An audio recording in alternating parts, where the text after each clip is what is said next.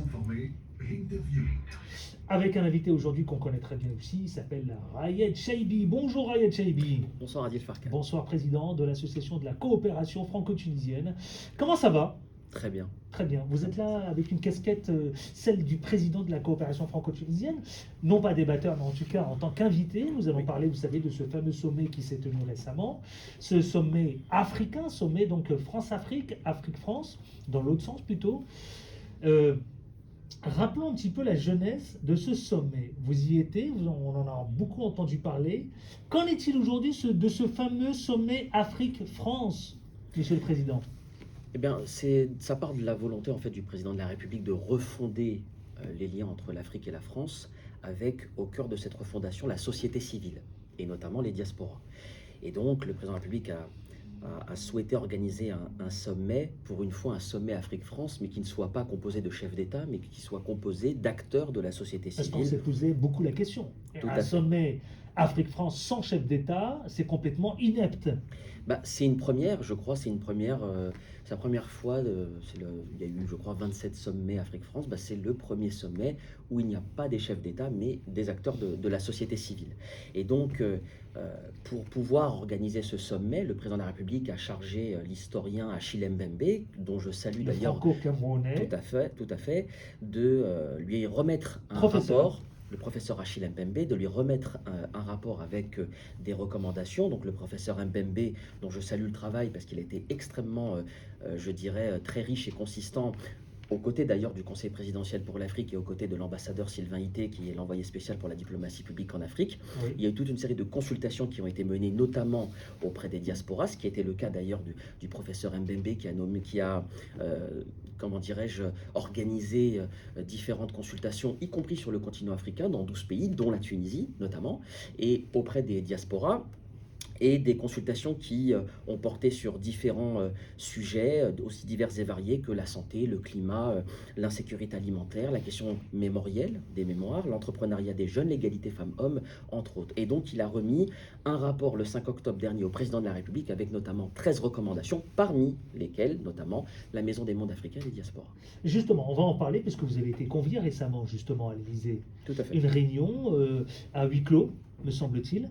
C'était une réunion qui a été organisée effectivement par le cabinet du président de la République et notamment le cabinet diplomatique chargé notamment des questions africaines et des diasporas, qui était d'ailleurs piloté par l'ambassadeur Sylvain Ité, qui est l'envoyé spécial pour la diplomatie publique en Afrique. Et donc l'idée était de consulter les diasporas. Tous les acteurs, en tout cas en France, de ce vivier de la diaspora. Tout à fait, sur notamment... Dont vous faites partie. Dont je fais partie, en tout cas j'ai été convié et je les en remercie. Et donc l'idée en fait était de porter des propositions, notamment sur ce projet phare qu'a annoncé le président de la République, ce projet de la Maison des mondes africains et des diasporas. Et des diasporas. Justement, parlons-en. Vous avez été donc convié à cette réunion à l'Élysée. Qu'est-ce qui s'est raconté? Qu'est-ce qui s'est dit? Vous êtes venu les mains vides, vous avez écouté, vous avez échangé, vous êtes venu avec des propositions vous-même pour cette création des mondes, en tout cas la création de la maison africaine et de la diaspora.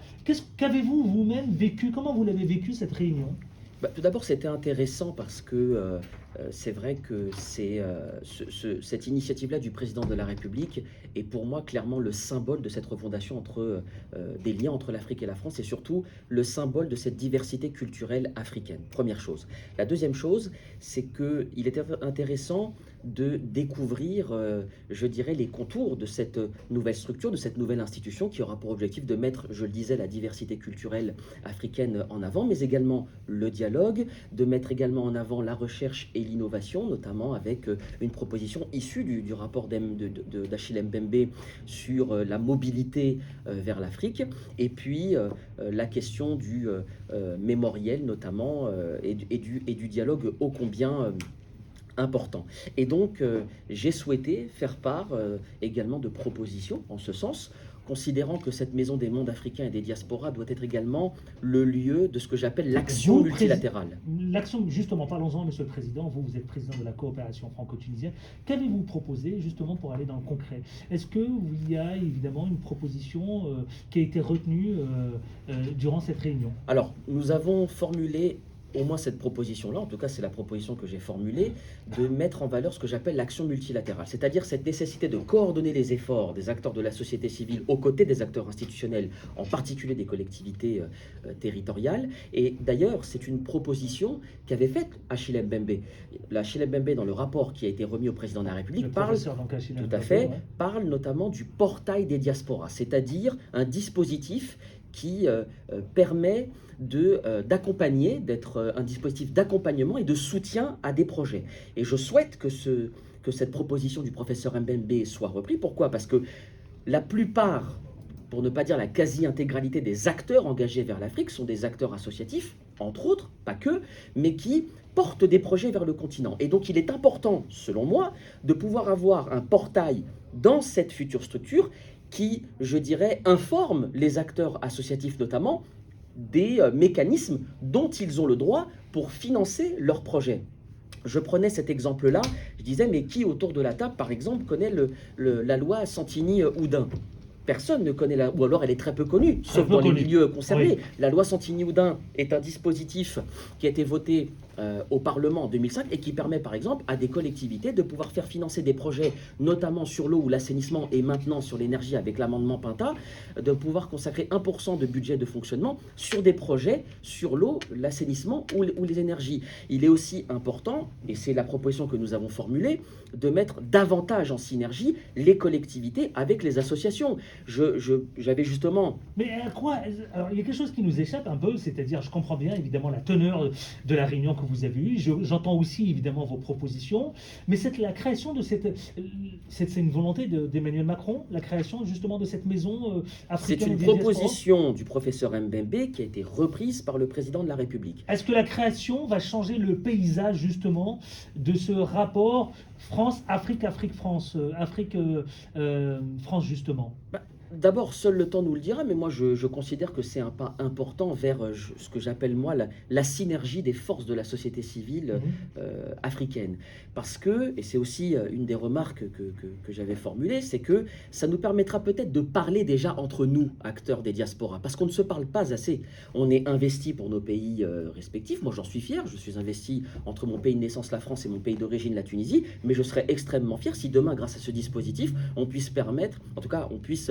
je dirais, avoir la possibilité avec mes amis rwandais, marocains, algériens, égyptiens, comoriens ou comment dirais-je, congolais, de pouvoir porter ensemble des projets, de pouvoir s'entraider et de pouvoir porter un certain nombre d'initiatives sur le continent. Je pense que cette structure a aussi cette vocation-là, pas que. En tout cas, moi je me bats pour que l'aspect de la coopération internationale, de l'aspect de la coopération décentralisée, ce que j'appelle l'action multilatérale, soit au cœur de ce dispositif, au cœur de cette nouvelle structure. Monsieur le Président, justement, vous me poussez à vous poser cette question-là. L'avenir de l'Afrique passe par la jeune génération, justement, par cette génération qui est la vôtre?